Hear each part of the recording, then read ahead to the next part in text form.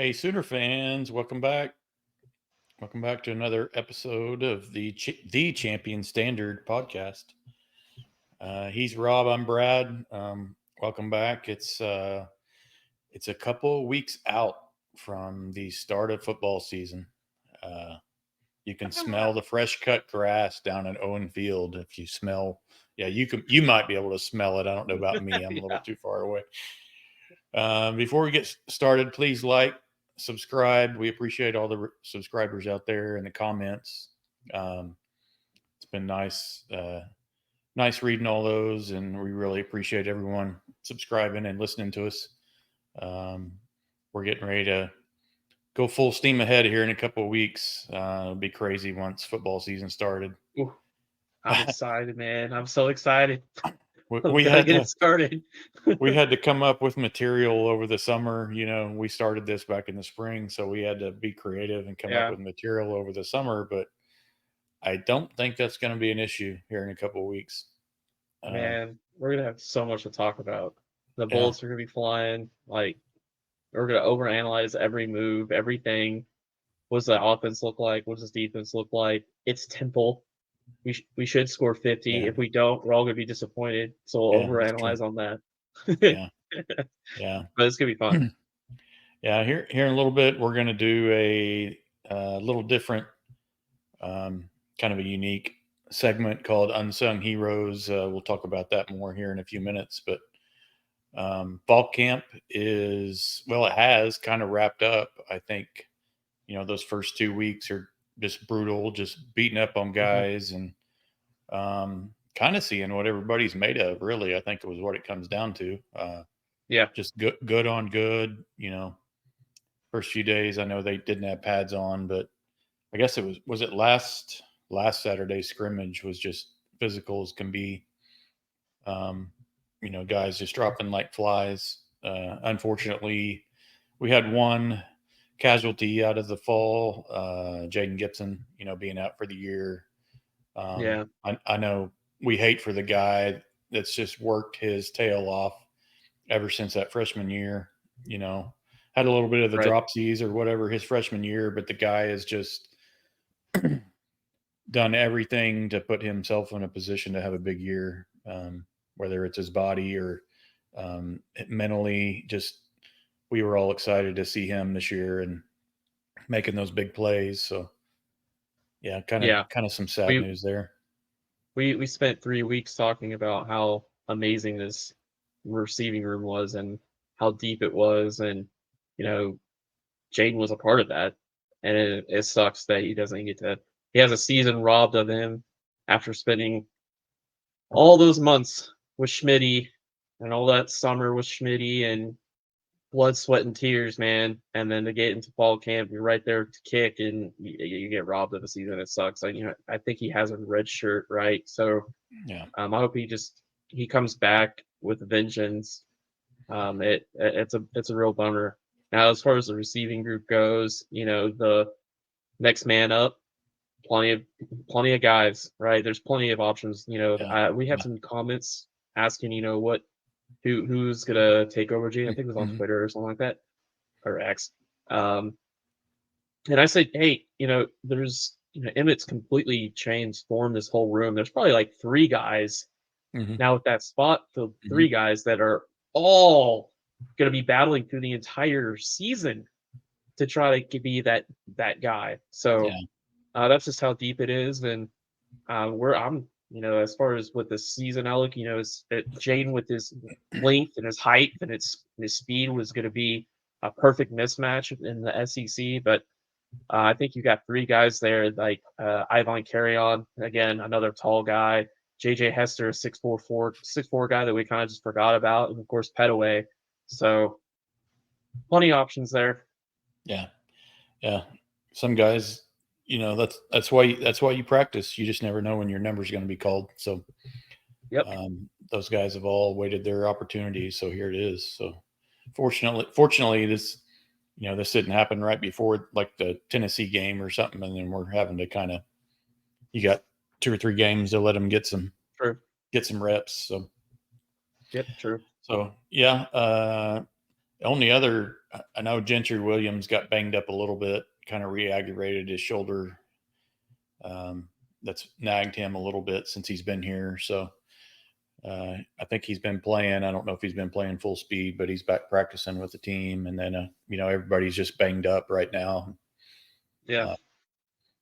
Which is okay. I wouldn't mind asking some of the insiders out there, like Charlie, TFB, or even the captain, like, that shoulder popping out, is that like in condition that's the same condition of like Dalvin Cook? Dalvin Cook struggles to keep it, like his shoulder pops in and out, and they have to they made like a special brace to help him keep his shoulder in, otherwise it just keeps I wonder if that's the same thing.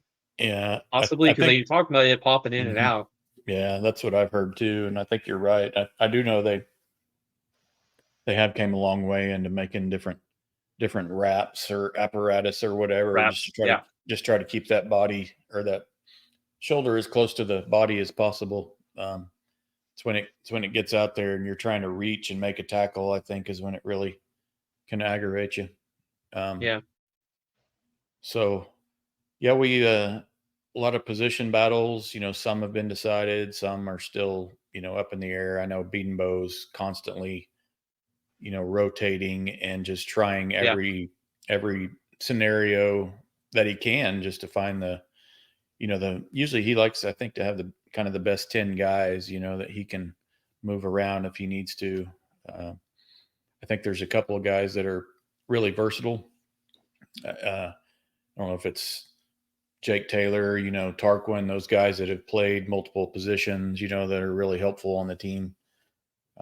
Just allowing other guys to move around potentially. But my guess is whoever starts Temple is not going to be the same 5 that starts against Tennessee. I think there's going to be. I think he'll. So? Well, I think there's going to be some guys that are still banged up that they're just kind of letting. Oh. So I think it'll be kind of an injury thing. Nothing against Temple, but I don't think we need our full, first team out there necessarily if we got some guys that are banged up. But so that's definitely a position battle that's going on. Trying to think. Yeah, there's probably a couple of guys we'll mention on our Unsung Heroes, so I don't want to mention too many names right now. Let's see. The other news right now is we have a pretty significant recruit announcing his destination on Wednesday. Michael Fasusi out of Louisville. I think he's down to three or four different schools. There's been some early predictions, that he's coming here. I try to ignore those because all those are good for is getting your hopes up. And we've had three or four disappointments the last couple of years when we do that. So if we can get him, man, Beatonbow, wow. I think this will be his best class. Like ever? Yeah, that's kind of where I'm going. We're talking about on paper. On paper. On paper. So you'll have two really good tackles. Then Afalafa, I think is how you say the one guy's name, the guard. Yeah, right. And then the Hollenbach, the center that he got early on in the cycle. I think he's strictly a center, but yeah, nice recruiting room for him for sure. So it's kind of scary to think of what he can turn a 5-star into, considering what he's done with 3 stars in the past. Right. That's what a lot of people are negative on Coach B because of recruiting. Recruiting. Yeah. I don't think you can say that anymore. He pulls his class together. I mean, we'll find out Wednesday. Is that right? You said Wednesday? Yeah, Wednesday. Yeah, I don't know what time Wednesday, but yeah, sometime then. Yeah, I mean, if the guy's taking Juncos and 3 or 4-star guys and turning them into first-round draft picks, I mean, who knows what he's going to do with a Fasusi? I mean, my God, So super exciting. You know, Yeah. again, I'm always in the timid, like I'm always like Yeah. cautious. Just I want Hmm. to wait. I want to get there. I'll read the notes, but I don't get super excited. Yeah, I don't I either. don't get super low. I wait for the commitment. And even after the commitment, I wait until they sign. Just like I wait I'm for the right there dotted with you. line, Yeah, you I know. know, signature, the LOI or whatever, you know. Yeah. But yeah, whew, that's gonna be great. And we're finding out uh Venables is it kind of goes back to his philosophy and the things that he says. And I talk about this all the time. Hmm. I don't. I- He when he says that this is the plan, like we need to go get defensive tackles, Hmm. we need to go get offensive tackles, Hmm. we need. This is what we have to do. And he said that like 2 years ago, Yeah. like 2, 3 when he first came. He was like, these are the Yeah. areas that we need to improve. And here we are, third year. He's fielding a great team, Hmm. and those areas where he said, I need to improve this team," Yeah. he's doing it. So, kudos to him and to Coach B and the NIL game, all of it. So, it's a Yeah. I'm victory with. all around if we get this Fasusi kid on Wednesday. Yeah. No, I'm with you. He what you're saying. He seems to be delivering on promises.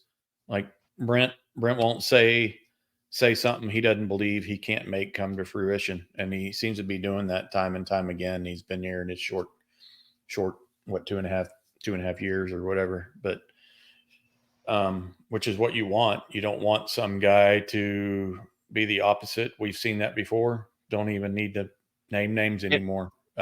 it means Brent Venables knows how to get it done, Yep. right? He knows how to get it done versus other coaches that we're not going to name that will say things, Hmm. but they don't know actually how to get it done. So, Right. um, can't wait for Yeah. Wednesday. I like to get some good news on Wednesday. That'd be great. Yeah. Me too. We may have to do a pop in podcast. Okay. We might Yeah. start doing that when we don't really know where somebody's going to commit, and maybe we can start this good luck charm, the champion standard. If you see the champion standard, you know you should listen. Oh, Yeah. yeah. We'll see. I know that comes with a risk. Um, Right. but yeah, let's before we get into our topic of the day, I wanted to mention our sponsors. Um, Oh, we've had Woodworks Distillery. Yeah, Woodworks Distillery. There you go. Rob's got you some rye right there. You can also get um, what is it? A little gin. yep. What was all the? Three. They had I three can't kinds of remember now. gin. Yeah, they had Yep. a Western gin. It was kind of more like an American, a little bit floral. Then they had their dry gin, which is more the London side. And then they have their barrel aged in Yep. the whiskey barrel gin, which you liked. And then they've got vodka, which they've won Hmm. like 7 awards already in Yeah. a couple of years. Yeah, what vodka's good. I like the rye. I love rye, so uh, sweet, a little spice. It's perfect. Yeah. So, Yeah. Yeah. and then Yeah. Go. we partnered up. Yeah, go ahead. No, I was just going to say, go try them out. You'll love the facility. Just real down to earth. Nice big roomy area. Meet your friends up there. We mentioned it before. It feels like a cigar lounge, just an easy place to Mhm. relax with your friends and they bring in some live bands, and sometime down the road they may have a live, champion standard podcast. Who knows? Yeah, we'll So do one. We'll do one yeah, on a bye week. I actually sent David that message. We're gonna yeah, okay. try to do one on the week before Texas. There's Yep. a bye week, October 5th. Maybe we'll Okay. go hang out in there for a bit and do That's a hate week start perfect. pod. Perfect. Yeah. Yeah. You got a new sponsor you're wanting to mention today, right? Oh, yeah. So we partnered. Well, I would say we partnered, but made friends with Zach over at 9 East Liquor, Highway 9. I was coming in on the south side of Highway 9 as you're coming into perfect location to go grab your Woodworks Distillery craft liquor. So I mean, awesome selection, cool guy. We're going to be helping them out with some stuff. They're going to be helping us out. So, yeah, go check out 90s Liquor and go say hi to Zach. Yep. And just because we have 2 liquor sponsors, please, just a note: we are not alcoholics. I just want to throw that out there to the world. we just like good, nice liquor. That's all we like. Yeah, So. yeah, fancy stuff. We're bougie. Exactly. Yeah. All right. Well, let's dive into our topic this week. You have proclaimed it the Unsung Heroes. So yeah, this next segment we're creating is called the Unsung Heroes, and we'll kind of do this through the season too of some of the guys that make plays that win games that are, not exactly your 2 3 year starters or anything like that, or guys that are underrated, guys that deserve more attention than they're getting, and um, these are the guys that we feel like for this upcoming season are going to have huge roles or important roles for us winning the SEC and the national championship and all that fun stuff. So, uh, Brad, why don't you start with your first one on? We're gonna one on each side of the ball Yep. Yep. between of us. So there's 4 total players. So why don't you go ahead and start with your first one on offense? Yeah. Yeah. No, I kind of, just to keep with the theme, I kind of just stayed away from the first team guys or the guys that have been getting a lot of notoriety, since the spring. So, um, I actually, uh, I actually was down to 2 guys here, and I'll mention the other guy after I'm done talking about this one. But I really like Jake Roberts, the tight end out of Washington. Um, he's kind of came to OU via, started out Washington high school, went down to North Texas, spent some time with Luttrell. Uh, Luttrell moved on, and then he spent the last 2 years, or the last year in Baylor. Guess it would have He been was at Baylor for 1 year, I think. 1 year. Yeah. And he was with Seth Luttrell for 1 year in 2022. And there he is. Look at that. I Nice. told you, man. When I put these highlights together on like studying Seth Luttrell, Yeah. Jake Roberts was everywhere. It shows up. Like he was No. everywhere. So here is this little uh synopsis play for the next one. But yeah, just you'll see number 87 pop up on this film quite a bit. This is the play. He's inline error. I'm sorry, using this the Y there. Mm-hmm. So No, I'm glad you had this pulled up. I don't know why that video looks really crisp today for some reason. Sometimes it's a little blurry, but that one looks good. Um, I think the tight end room in general is kind of an unsung position itself. You yep. always have the quarterback, the receivers get a lot of notoriety, and then if a running back has a good game, he gets some pub, and then O line and tight ends are always that group that not everybody gives them their props week in and week out. So that's why I like him here at this tight end room. And I think that room has to be pretty versatile too. You just on any given play, it's run block, pass block, run in formation. Just Mhm. they're just an extension of the offensive line, really. So uh, doing the dirty Look at work. this play right here. Look at this play. So like well, you were just saying how you have to run block, pass block. You have to do a little bit of everything.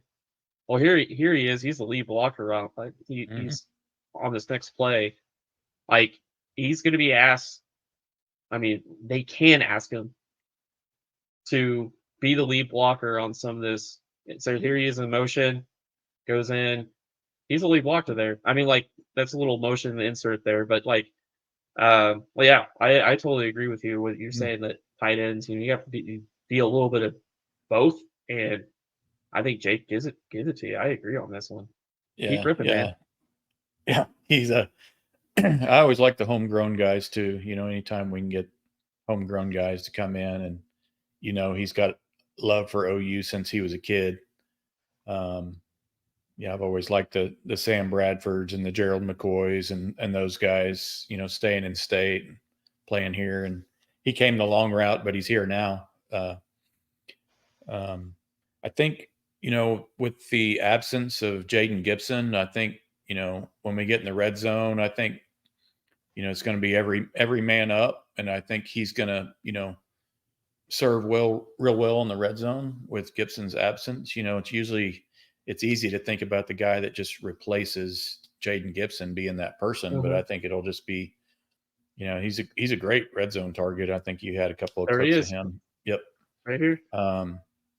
Just And get I think that guy. I think he scores a touchdown on this drive. Yeah, I think Actually, you're. there he Yeah, is again.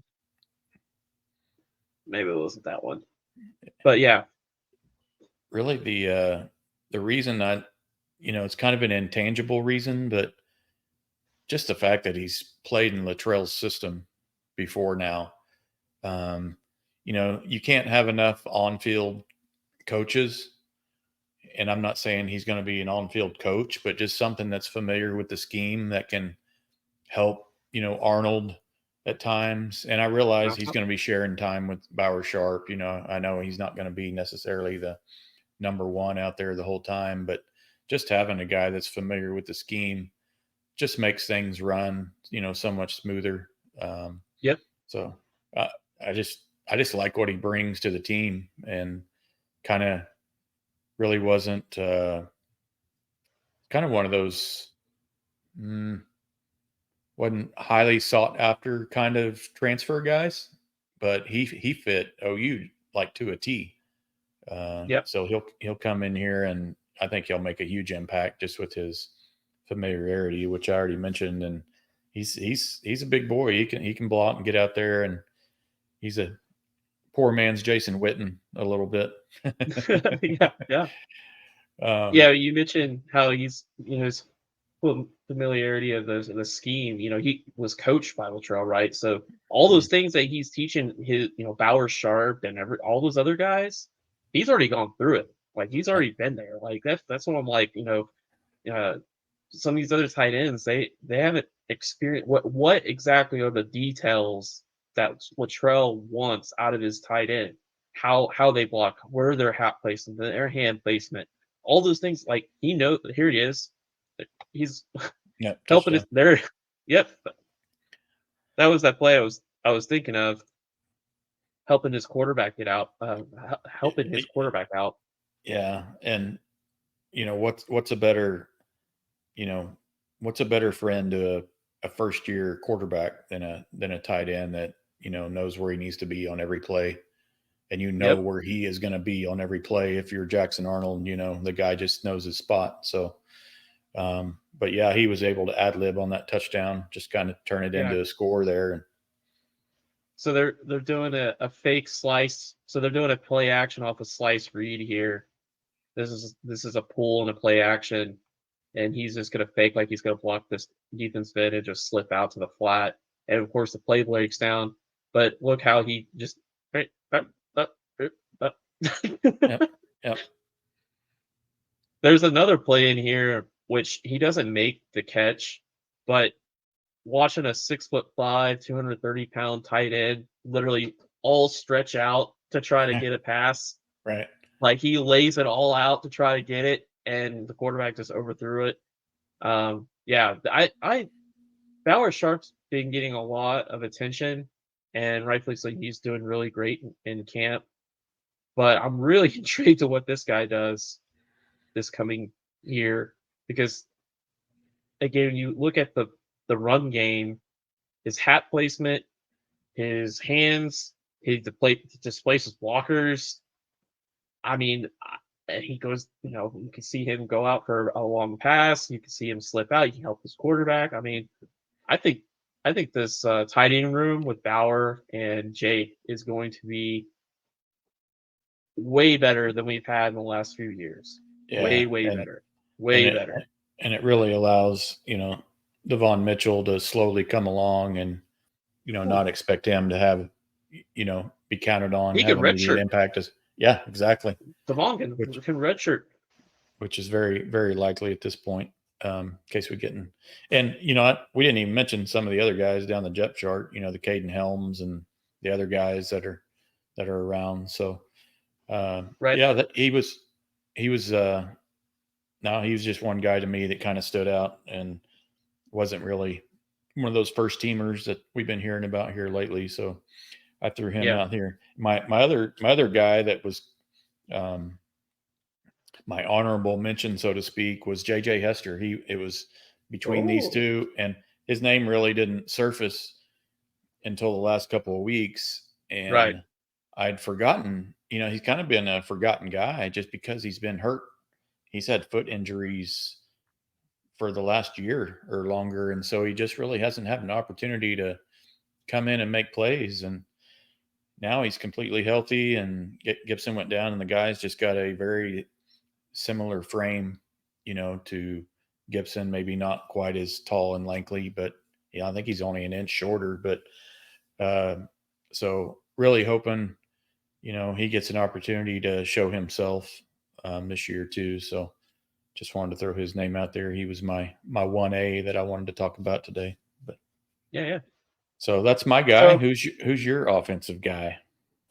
not to like copycat like another North Texas guy, but I kind of went back and forth on the offensive side too. Um, uh, uh, with I'll say what my 1B was. Um, but I'm gonna go with, because we're staying with the unsung heroes, the guys don't get a lot of attention. And what you mentioned, the tight end group not getting a lot of attention. The offensive line group doesn't get a whole lot of attention either. I mean, they're kind of always like the blue collar, pick up your pail, we're going to work, we're going to move some people, we're going to move these 330-pound defensive linemen and everything. And there's one position on the offensive line right now that all the way back in spring to the end of now that has not moved. There's been no shuffling. There has been no question. Febechi Nwaiwu, right guard from North Texas, big boy. We've had JY come on here and talk about how this guy is got a huge ceiling, and he was, it's taken us a little bit of time for him to grow up and mature into a, big man body. But this guy here could be the best offensive lineman for us next year. Not Mhm. Jacob Sexton. It could be him. It very real could be him. And so I went with Wee Woo, and I'm not looking back. I'm really, because when you get in the SEC, these defensive tackles and nose tackles are monsters. Like the Mississippis and the Mississippi States and the Kentuckys and some of those like lower rated teams all have big boys that can move. So Mhm. we're gonna need someone to match strength on strength and displace them. And I like what they did with him in 23 and in 22. They moved him around, and you see these plays. It's a lot of trap, and he some great pass blocking. I think he only gave up like 2 sacks on the year, something like that. But they asked him to move around a lot. He nimble feet, and then he's strong as hell. And you can, like I said in the one of the when we were breaking him down, about a month or a half ago, is that in the fourth quarter he wears on you, like he wears you down. In Yeah. the fourth quarter, that's when he starts sitting on your ass, like he's burying you into the ground because you have to face him rep after rep, snap after snap. And in the fourth quarter, he just takes over drives. There was a drive in Navy. He pancaked like 3 people in one drive. Like it just in the fourth quarter, just pancake. Next play, a couple plays later, pancake. Couple plays later, pancake. And we're gonna need that. We're gonna need someone that is that anchor that can get you that 30-1, get you that that even that 2nd and 2 to keep things moving along. And yeah, I went with Wee Woo. Yeah, no, that's a really good that's a good choice, and he may be unsung. Not too many people know about him right now, but I think a Right few now. games into the season, he's going to become everybody's going to Yeah, know who he is because they will be like, "Who made that block on that big run?" yeah, Well, and just follow that guy. Yeah, yeah, yeah, yeah. I no, think he's a I load. he is, man, and he was a lot of fun. Here is a pancake. I Yeah, I guarantee saw you, it. it's the fourth quarter. I loved how they moved him around. A lot of counter. So and I saw even some buck sweep stuff, and like I mean, it was a lot of stuff, man. Like he can do a little bit of everything, and you know he was a young guy. He's a young pup, man. Like he started a lot of games as a young guy, and uh, I think he's gonna have a great year. He's gonna have a great Yeah. year. Doesn't he run about 330, 340? Isn't he really big? Yeah, he's a big one, man. He, I don't he, I'm not sure. We can look that up. yeah. No, I knew he was. I think he's the heaviest of the offensive linemen. But does he have a does he have a comp of any former OU guys by chance? Like, Ooh, I know that. man. Yeah, I don't As far as a know. guard goes, he's probably up there as one of the better guards we've had in a long time, strength wise, Yeah, because his strength is off the charts. Like his he's strength not. and base is off the charts. He's Ooh, kind of a different build than like a Cody Ford, isn't he? yeah. If I was gonna go, I would say maybe Ben Powers. I would Uh, Ben Powers was mean. We will. I don't. I mean, he'll bury you, pancake you. But Ben right. Powers he was him and Orlando Brown were ready for a street fight every time they went for a snap. Maybe Ben. I don't know. He's gonna be. Yeah, I look back at the last few lines.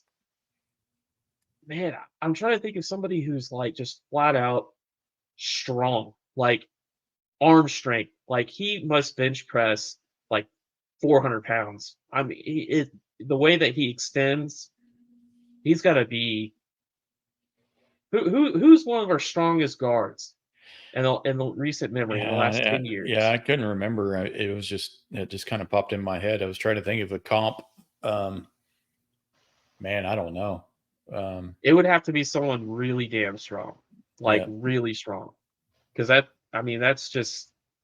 I would maybe say at the guard spot, maybe a Ben. Um, maybe we'll get some comments from some of our viewers that yeah, there you go. In the have some comments, names as someone well. So yeah, help us out. We want a strong guard with a big butt that moves people. Who is that? I mean, yeah, just mauls people. Who's that right yeah, guard? I don't know. I don't know. yeah. No, Samia, that maybe? Maybe? yeah, Drew Yeah, Samia. Yeah, I don't think Samia was that big. no, maybe he's just kind of stands on his own at this point. I think he Hopefully does, that's the man. case. Hopefully Yeah, that's the case.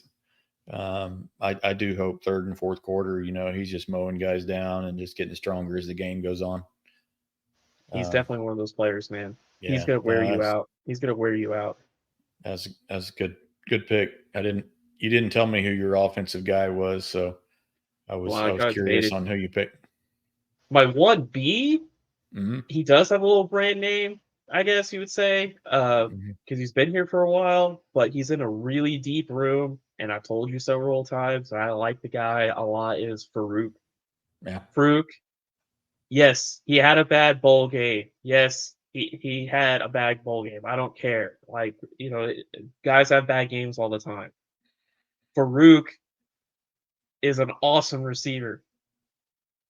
Turn on the tape. He beats his guy all the freaking time, and he's consistent.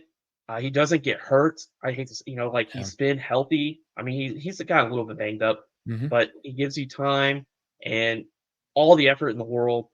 And whether it's the Texas game, Oklahoma State game, even the bowl game, you take those bowl game Yeah, turnovers away. He was heading towards a great bowl game. yeah, He yeah. just had a fluky, weird game in the bowl Hmm. game, and he's your third or fourth receiver. Like that was my 1B because I really Hmm. like Fruit. I like Fruit's game a lot. I do. I think really good receiver. Really Yeah, good receiver. yeah, and I want him to score a few times, and everybody's like, Farouk, Farouk is on fire. Doesn't it have a nice ring to Yeah, that's cool. I'll start it. You want to start it? it? I just did, I guess. When we go to Temple, we'll just Farouk, we'll. Farouk, Farouk is on fire. Yeah, you can just, Hey, if we're close enough to that student section, I yeah. bet they'll chant anything. No, that would be good. What are these two That would old be good. men? What are they doing? Yeah, I know. Yeah, you're good. You don't have any gray in the beard. I color mine gray Not yet. here. Yeah. Yeah, I could tell you in our podcast through. You could tell it's Yeah, been darkening. It's been great. I We've I had gave this. up. Yeah, We've had we've had it for 3 months. yeah. This pod's been for 3 months. You've been dark, salt and pepper, and now gray. I'm like, you become president and supposedly you age like 10 years while you're in office. That's happened to me during our podcast. I've just aged a Yeah, lot the last 4 months. yeah, yeah, Um, do we want to shift gears, move over to the yeah, defense? yeah. Let's do Um, defense. would you like to go first, or you want me to go first again since you just got done No, you talking? you go first. Yep. So I went really deep down the depth chart here. This is, you could say he's not even in the too deep on the Oh defense, is wow, how deep I went. wow. So he's one of these guys that if we have some attrition at one position, he may not show up much. We may see him a little bit these first few games, but I actually went with Lewis Carter, the linebacker. Um, and Oh. I think he's maybe slotted as maybe second or third, maybe third down in the wheel spot potentially. Hmm. Don't quote me on that. It might be the mic, but I think it's the wheel position that he's like listed third That's right now. yeah. Um, but just a gem rat here. I got some huddle stuff I can pull up here.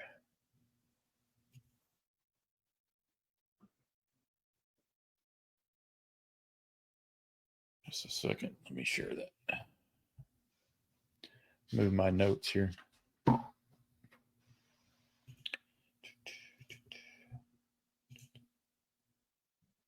Here we go. Yeah, these are some of his high school quotes, or not quotes, high school videos. Mhm, He played special teams, he played offense, he played everywhere, just like most of them do. So, little running mhm. back. He had a scoop and score for a touchdown.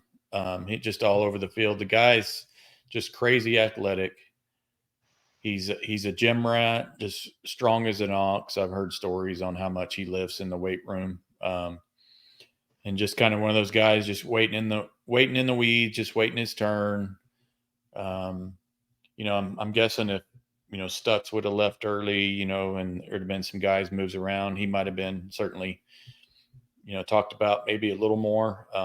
But Mhm. just we have, I don't know, linebacker room's probably our second, third deepest room on the team. I don't think that's a Yeah, stretch to say that.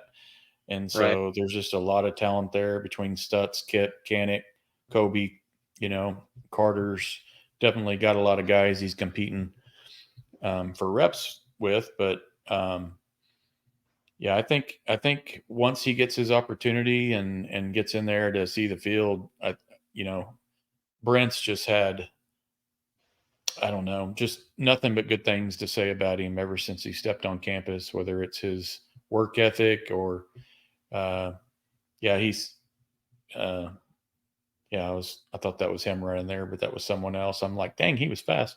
Um, yeah, Brent's had nothing but positive things to say about him. I think he's just one of those guys that's just meant to be linebacker. Just and has played the position before. You bring in a guy like Canick that had never played the position before, so he's having to learn. This guy he's Mhm. played the position, just freaky athlete, freaky strong, just nose for the ball. Um, yeah, I'm looking forward to the opportunity when he gets to come in there and make his presence felt. I hope it's not due to multiple injuries. I don't want that to be the reason that he sees the field, but um, just I hope he gets to show himself this year, so we can show our youth that's coming up through the system that Yep, Brent's yep. recruited. But I think he's out of Yeah, 'cause you'll Florida. I think he's out of, I Tampa. forget what Florida. Yeah, Tampa, Florida. Thank you. Um, just a very athletic guy. I don't even know. We were trying to come up with comps for Wee Woo. I don't Ooh, know a good comp for this guy, but just a kind of linebacker that everybody wants. right. Yeah, yeah. You look. I mean, I don't know. I feel like you could play him at the cheetah spot as your rundown cheetah. Maybe. Someone, yeah. I mean, well, I would assume with the graduations and the guys jumping into the NFL,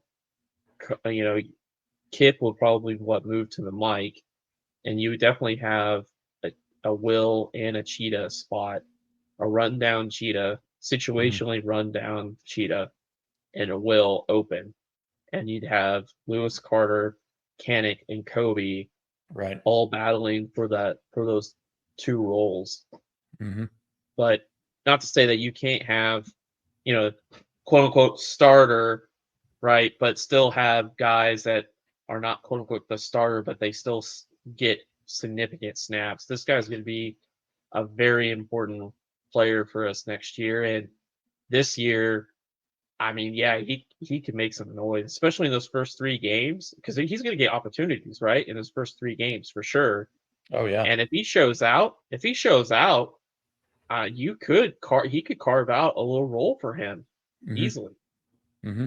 And Yeah. what's to say that you can't have 4 backers situationally on the field at the same time? Yeah. Yeah, that's right. I think he'll get. I think he'll definitely get some snaps, not just in the. I won't call him meaningless, but these first few games, even during conference play, I think he'll get some run. And if you got 4 or 5 guys in that room, and you can keep fresh linebackers in there, come fourth quarter, it just allows the Stutzmans and the Lewis to be a little fresher those last 15 minutes, if nothing else. Yeah, yeah. But yeah, he's my guy. I know he's down in the depth chart, kind of hiding. No one's really talking about him much, but he's there. And my 1B was actually Jacobe Johnson, Oh, the cornerback out of Mustang. I actually right. saw him play, I think, a few years ago over at Mustang, and just a ball hawk. He played receiver and cornerback both. And it's just the cornerback position just comes extremely easy for him. I don't have his Yeah, I don't have his Lewis stuff Carter's already pulled up, got. but he Jacoby's just a ball hawk. He plays the quarterback position like he's playing receiver, so it's just a really easy for him. So I'm curious on who your defensive guy is that's unsung. So my unsung hero on the defense is Kendel Dolby. Ooh, I like it. You went Yeah, with the cat, the big cat, the cheetah. yeah, I did. He's here's the thing. Every great defense needs 3 cover downs. If you're going to have a great defense or an elite defense, you need 3 guys that can cover down on the receiver, a tight end, a running back, whatever it is, and take them out of the game. And I think Kendel Dolby is probably our best cover down. I mean, the corner defensive back position is kind of weird when it comes to stats, because like you don't want a lot. Obviously, you don't want a lot of receptions given up. You don't want a lot of this and that. But then sometimes OCs don't even want to bother you and don't even want to target you. So like your stats just come down because you don't even have the opportunity to do anything. And with Kendel Dolby, I mean, you can move him anywhere he wants. Here he is at safety. In the Texas game, he played corner, he played safety, he played nickel. So he gives you that flexibility. When he was in the JUCO ranks, he was mainly a nickel. And coming in starting this year, he was playing. He was playing corner during this last fall camp. He was out there at corner, and then injuries, Harrington and others, they moved him into that nickel role, like within like a week of the season or something like that.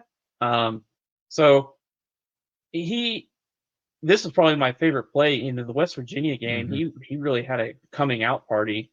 Sacks. There's some sacks on here. Look how here he is. He's going to stay square. Look how he stays square and then just flips his hips and turns and runs. Gets in that hip pocket. Natural. All of that is just natural. Very, very natural nickel player. A lot of great fluidity there. But this is towards the end of the season. And I don't know if he was in the ear of the coaches or the coaches or something, but they started sending him. They sent him in the bowl game. They sent him in West Virginia, TCU. They started blitzing him and sneaking him in there for some plays like this. Oh, boy. He got there quick. And when you've got multiple players that can come from different angles, my goodness, as a DC, you got to be just licking your chops when you've got guys like Dolby at Cheetah, and then you've got Kip Lewis at Will and Danny at Mike that can come from various angles. He had a great year.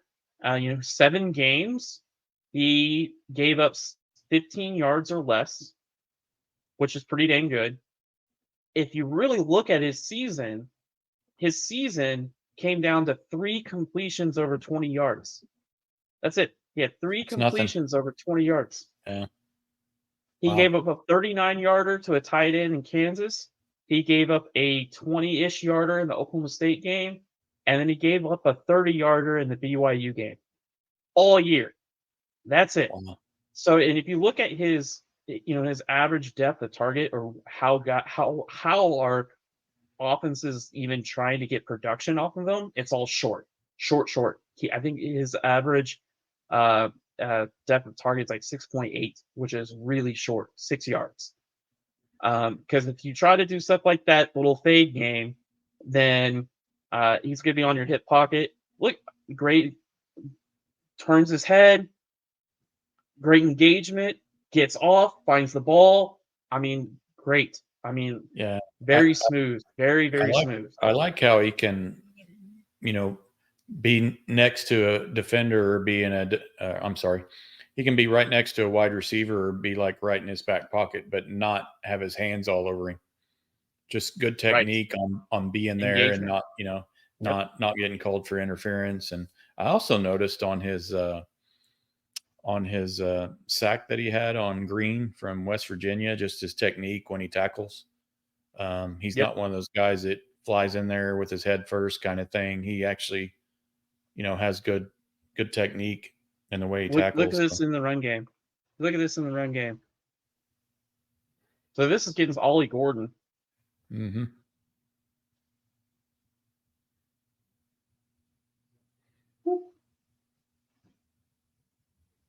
Yeah, him and Kip were all over the place that game. Yep. So I would say he's a willing tackler in the run game. Mm-hmm. You obviously can't have him engage guards. So you cannot have him like a Deshaun be able to go up and crack a guard or defend the B gap, an open B gap. That's not what his game is. But he's a willing tackler in the run game, and he's your nickel down cover down nickel. So and here's the thing: good in the SEC, some of the best receivers play slot. They do.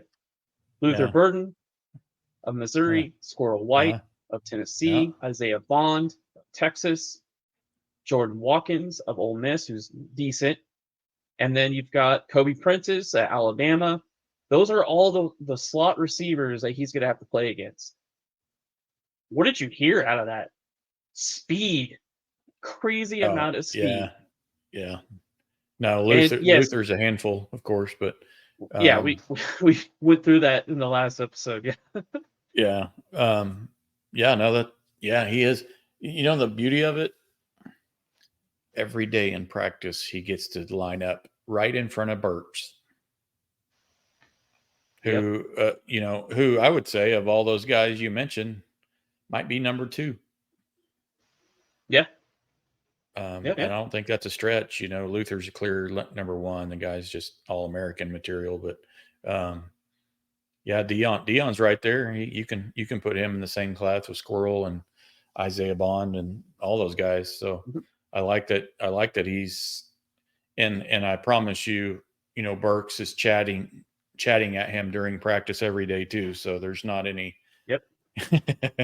he's It, having to hold his own, I'm sure. So if we're going to have a successful defense, Dolby is going to have a great year. I mean, like, if you're talking about trying to get up to that elite level, you need 3 cover downs, and you've got 2, Billy Bowman, and you've got RSJ slash Peyton Bowen, right? You've got hmm those 2, 3 guys that can get on the field, but if you've got a nickel that can make a life a living hell at the slot receiver position and give your DC all kinds of different adjustments and all different kinds of plays because he can trust this guy to go blitz a quarterback, that can lock down a guy, take the vertical cap of number 2 over and over again. Holy crap, man. yeah, So and he had a great year. He had a great year. He gave up 0 touchdowns last year. 0. He had 3 yeah, passes over 20 yards. He had 7 games where he had 0 to 15 yards given up. yeah. That's You pretty give me damn a good. that's great. You give me a healthy, Connie Walker, Gentry Williams, and have Dolby matched up with the slot guy. That's Whew, some pretty good coverage right there. whew. That Hell yeah. that'll allow that frees up a lot of the other guys on the defense to make plays, of course. But yeah, no, I like Dolby. He's a Swiss Army knife on the defense, kind of. Yeah, this kid's going to be good. And I think spending a whole year knowing that he is the cover down nickel, he's going to be locked up on slot receivers, and his job is to take number 2 out of the game. And yes, there's going to be adjustments and there's going to be help from time to time. You're going to mix stuff up. But having Dolby at the end of this coming year, this kid is a draft pick, man. This is a draft pick, a really good draft pick waiting to happen. Um, I think if teams are going to try, like, this coming season with having Luther and all these other great number 2 receivers that are going to be playing that slot, is going to give him a stage. Because those offenses are not going to change their identity because of Dolby. They're not going to change. They're going to run through that number 2 receiver, that slot receiver. They're going to run through Luther. They're going to run through Bonds. And so it gives him a great opportunity to show out and do something really great. And at the end of the season, he can make himself a big time draft pick easily. And I think Yeah. he'll do it. He's got the length, he's got fluidity. Like, what the way he's so comfortable in space down the field, finds the ball tracking is great. He turns around, he gets his eyes up, he can find the ball like that. That's hmm huge. How go back 8 years ago with our DBs, how we were trying to tell them, like, turn around. You remember how the struggles the DBs had just to turn around and find a ball? Great coaching, great players. Now we've actually seen production, and it's great. It's great. So again, can 3 his passes over 20 yards. Yeah, and you shown him in there for a couple of plays, run stopping. So that was going to be my question for you. When we play I don't know how many teams on our schedule are run heavy. Is Auburn that way? Yeah, Does they're he does it you know limit his role a little bit? Do you see Sammy here's the deal. Amasigo and okay, I If I'm sitting here and I'm an OC and I am trying to attack this OU defense, I'm trying to get as many of these cover downs off the field. Like, I don't want to deal with Dolby. I don't want to deal with 3 safeties. I don't want to see Bowen and RSJ and Billy Bowman out there. I need to get as many of those guys off the field. So I need to run the ball. And when I run the ball, I need to run it to the outside. I want to get these guys I need to get these. I gotta establish a run game, and I need to get these cover downs off the field. I'd much rather take my chances with Deshaun and 2 safeties versus having Dolby and 3 other guys. Like, that's not what I want. So Yeah. whatever I got to do strategically to get them off the field, I'm going to do it. And then try to hit with Squirrel White and hit with Isaiah Bond. That I would be trying to get Dolby and a safety off the field because they're too good. Yeah. Yeah, and that's easier. That'll be easier said than done, of course. And because BV is a great DC and he'll find his own wrinkles to get the guys on the field. Yeah. Yeah, exactly. And honestly, like the Dominic Williams and the Deshaun Terry might not allow you to do that because I think those 2 guys are the best run stopping duo defensive tackles that we've had in the last 15 years, and they're going to stop whatever the hell is in front of them. And then you're going to get behind early because our offense is going to be chucking points on the board with their receiving core, and you're going to be caught in trying to pass the ball on a really good back 7. Yeah. Wow. That's a good pick. I like him a lot. I like his versatility and just his coverage skills with those slot guys. The fact that he only gave up 2 or 3 big plays last year is pretty unreal. It is crazy. 0 touchdowns, 3 Yeah. plays over 20 yards, 260 snaps. Wow. Yeah. Can I that's share crazy. one more thing? Yeah. Can I share one more thing? Do we have time? Okay. So we had, this is a little thing I put together here, and this is corners and safeties only. We had 1,600 corners or defensive backs that got snaps last year.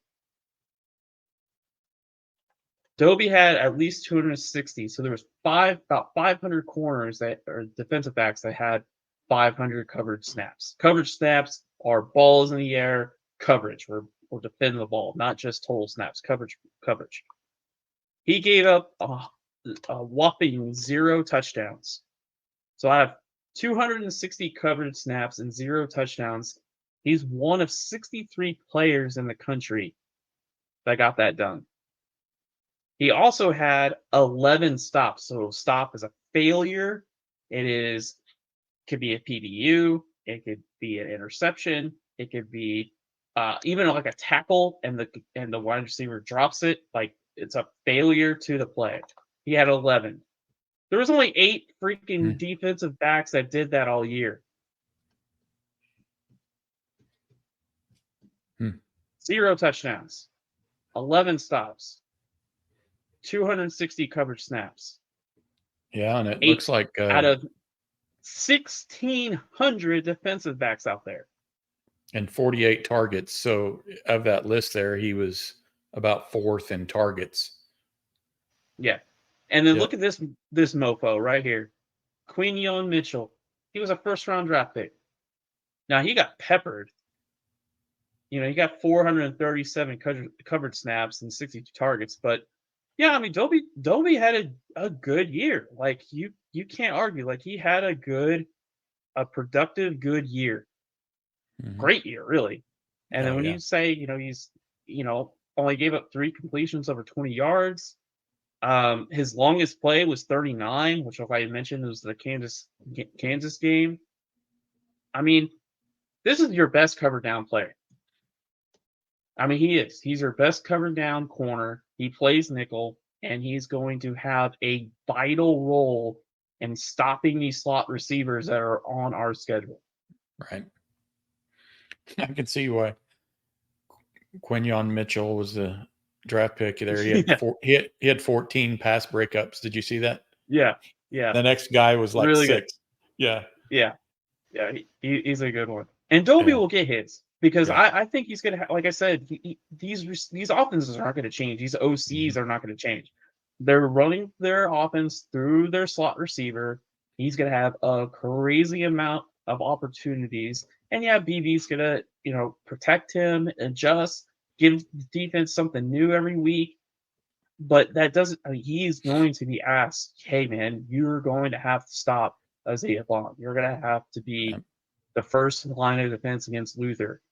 And I think the kid's, his long arms and his fluidity, his feet, the ball tracking. Ooh, I can't. When we're watching games, especially that Tennessee game, I'm watching Dolby on defense. That's who I'm watching, because they're going to try to get that ball to squirrel.